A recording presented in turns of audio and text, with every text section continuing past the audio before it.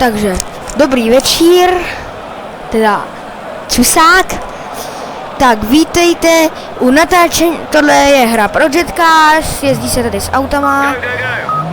Můžete se zaposlouchat do lahodných tónů motoru, to je pro motoristy. Jen tak to natáčíme to jen tak, aby se vědělo, jako jaký to bude mít ohlasy, jestli se mají natáčet závody, abyste se jako podívali. Natáčíme to přes volant, máme k tomu volant a pedály, jako takový ty herní přikoupený. Takže určitě, pokud se vám to bude líbit, nezapomeňte hodit like a jdeme jezdit.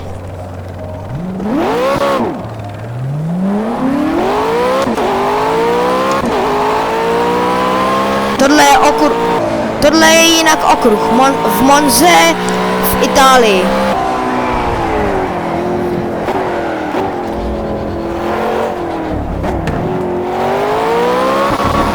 Já jsem to vybral.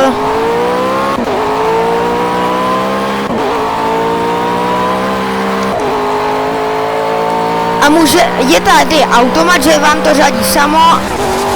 A jak jsem vyletěl ze zatáčky. A tohle se stane, když jakoby najedete do zatáčky špatně, nebo málo, nebo moc rychle. Já to trochu stlumím, abych byl slyšet.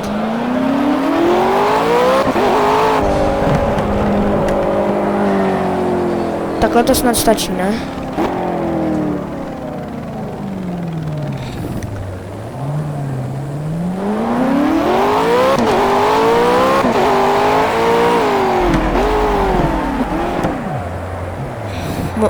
Tohle se stane, když přidáte moc prudce plyn.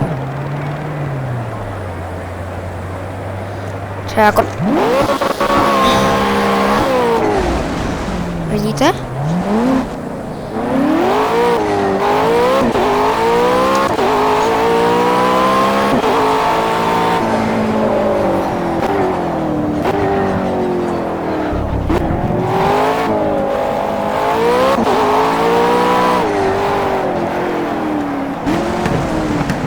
Já nějak blbnu, když se to natáčí.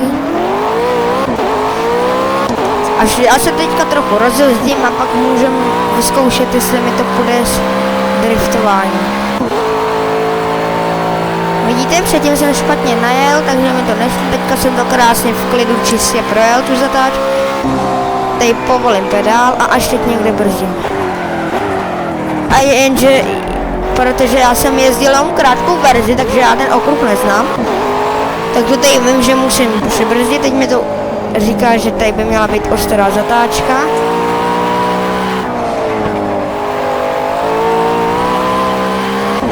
A zatím nejedu na čas, jinak se potom tady jezdí kola na čas. První je takový prohlídkový a pak se jezdí kola na čas. Takže, a pro mě je to teďka opravdu prohlídkový, protože takhle ten okruh neznám, ono tady těch okruhů je hodně. A já jezdím free practice, jak jste si ze začátku všimli, když jsem to zapínal, vlastně nevšimli, protože to není natočený. Takže jak mluvím, tak já nestíhám zatáčet.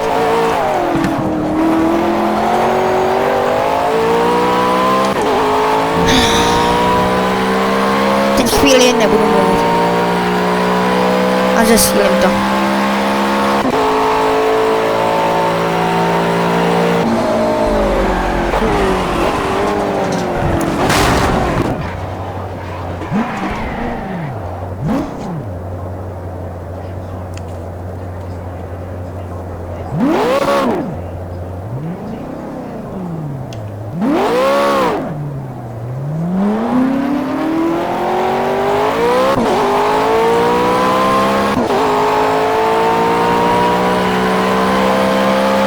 Tak a teď jdeme na měřené kolo.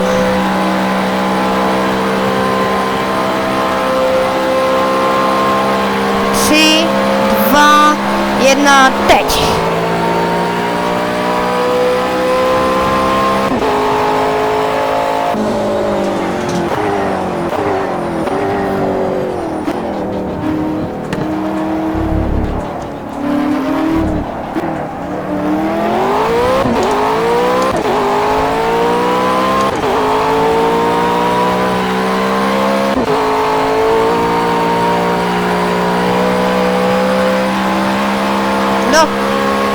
sakra. Já jsem to docela rozhodl v té zatáčce.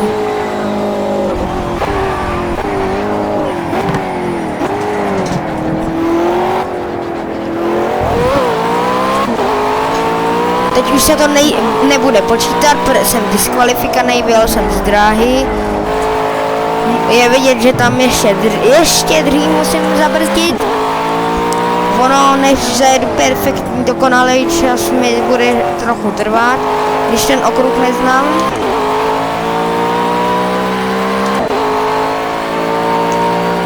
Ale to nevadí, tohle bude další video.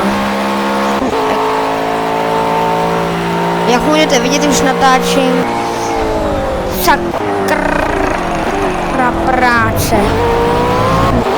Já tady vážně mluvím a nestíhám zatáčet. Ono je to hodně těžká hra, náročná. Musí se u ní soustředit.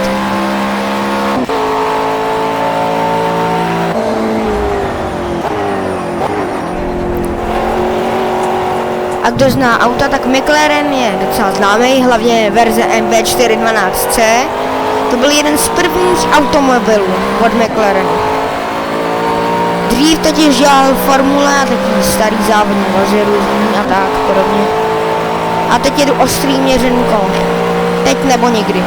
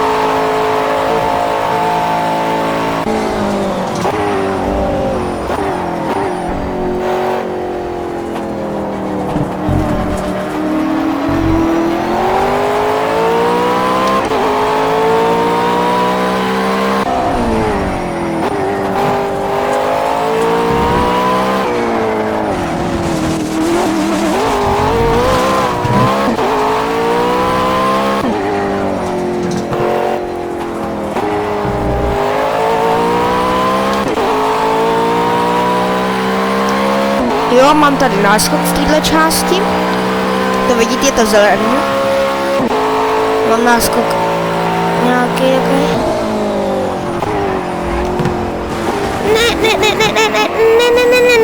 Ne.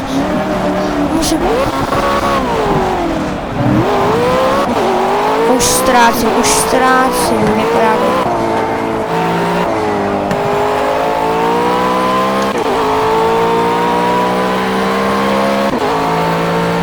Už to s červenou ztrácím.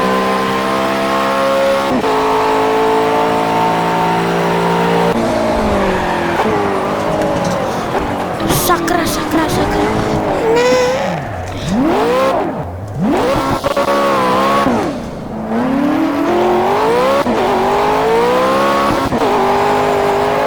Jestli tu hru máte, tak nedělejte takové blbosti jako já.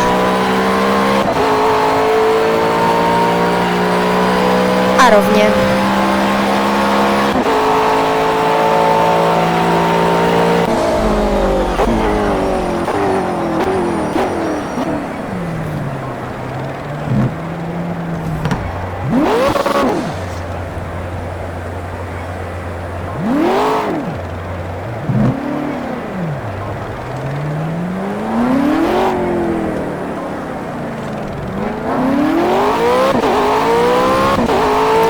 Teď jedu zpátky do boxu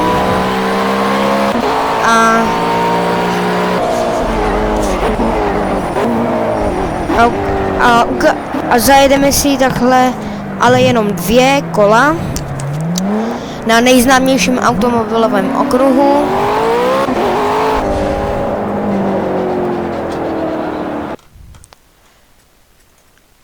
Který se jmenuje 24 hodin Le Mans. Je to ve Francii a zajedeme si to s posledním vítězem, hlavně s nejčastějším vítězem. V tuhle dobu už nejezdí, je to Audi R18 e-tron Quattro. Dneska už je samozřejmě nový model, tohle je asi z roku 2013 auta. Pardon, já jsem dal zase Monzu. Jsem to zapomněl změnit okruh.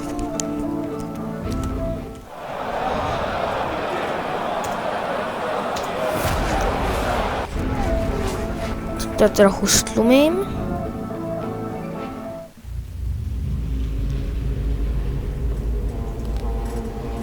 A je to tady. Tohle. Tak, budou pouhé 2 kola. Jedno zahřívací, druhé poslední. Pak končíme. Máte na závěr jako třešničku na dortu.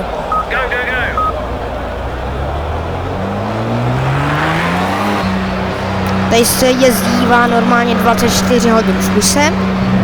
Samozřejmě nebudu jezdit 24 hodin ani 24 minut. Bych byl blázen. Se mě nechce, já už nemám čas, takže. Já teďka rychle prohlídkově zajedu.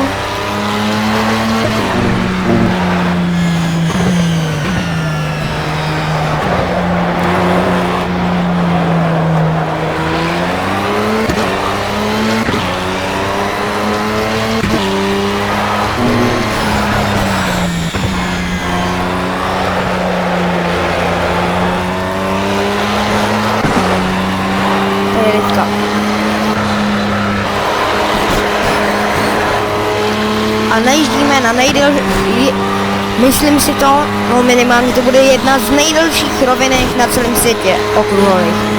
Řekl bych, že je nejdelší. Jak vidíte, tu rychlost, to je, jak je tam je pod tou 7, to je zařazená rychlost, pod tím je to 178, 177, to jsou míle, tady jestli to můžete si počíst, to je míle je asi 1,6 km. Já jsem si to zatím ještě nechtěl přezástavit do kilometrů, ale když by to mělo ohlasy, tak by si to do těch kilometrů přenastavil kvůli natáčení. Ale musí to mít nějaký lajky, pochopitelně. To pak to nemá smysl, pak si to může nechat mělit, když to jinak tolik často nehraju, jenom občas jsem tak pro pobavení.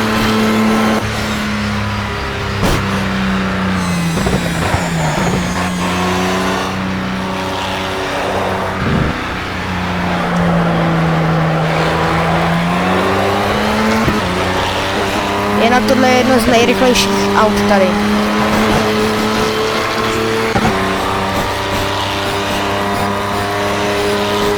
Je tady i dieselová verze TDI, ale je vítěz je tohle, takže.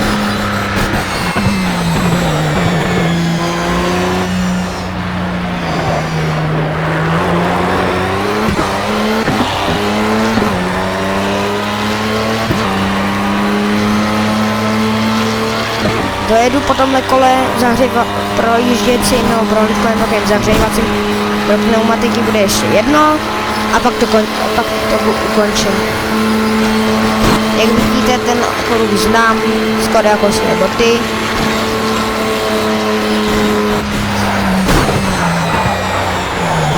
Tady.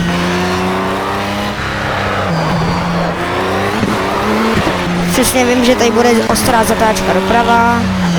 Pak kousek rovinka taková a pak bude ostrá zatáčka doleva. No, vím, že tady potom se nějak pojedu doleva, doprava a pak někde by tam měla být ta zatáčka. Nebo už jsem projel? Co nejsem jistý.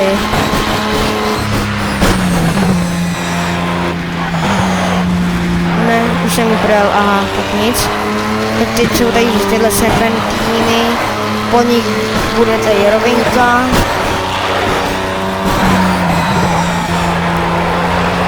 Tady leva. Tady za tímhle je rovinka a pak bude dvojitý esíčko.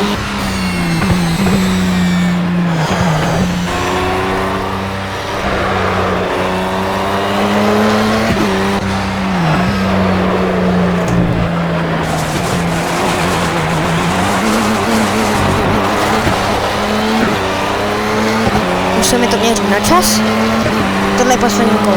Trochu mám zesílat motoru a vychutnejte si to.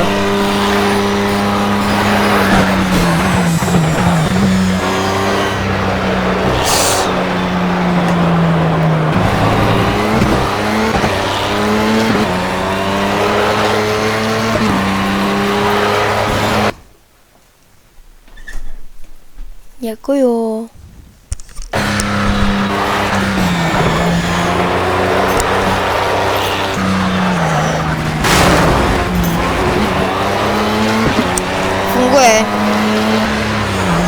Funguje, my jsme zjistili jsme to, funguje nám to. Teda ne, bylo to málo zacvaklý a jak je ten mikrofon, ten byl přeškrtnutý. A teď nemůžu. Ne, no funguje to, jsme tam slyšet rozhodně.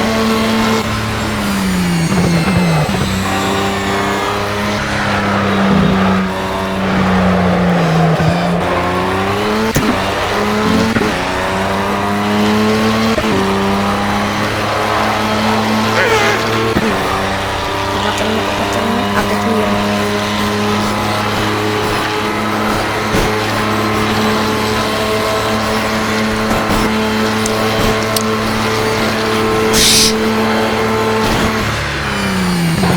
Brzda.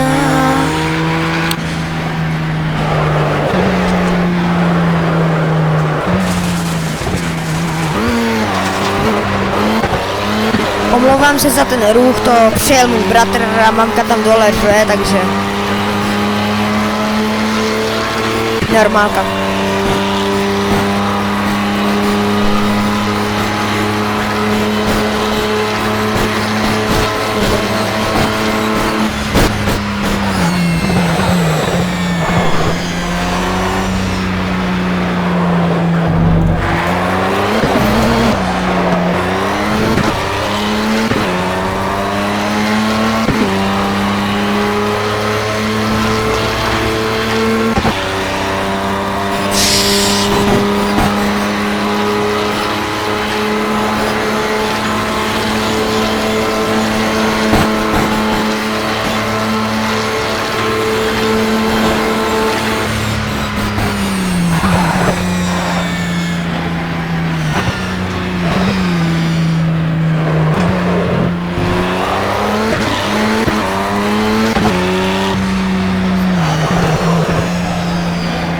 Jestli chceš, můžeš jít do mýho pokoje.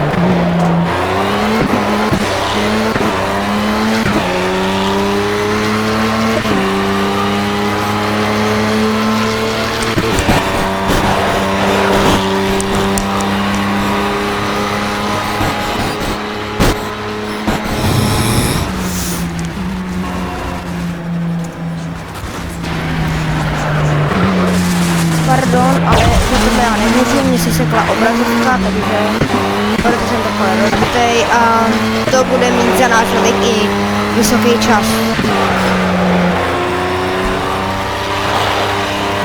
Otěž tohle je ten okruh, jak jsme tady spolu jezdili, tak vidíš, jaký mám blbý čas, jak mě to zpomalilo.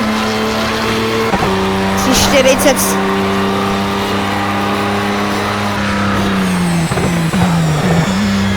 Mám z toho takovou buginu.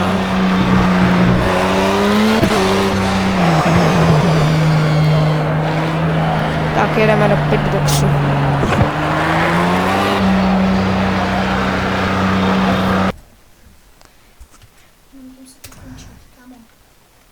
Jo. Tak. Ahoj, mějte se krásně, skládejte básně, jak říká Hogi, a čusák!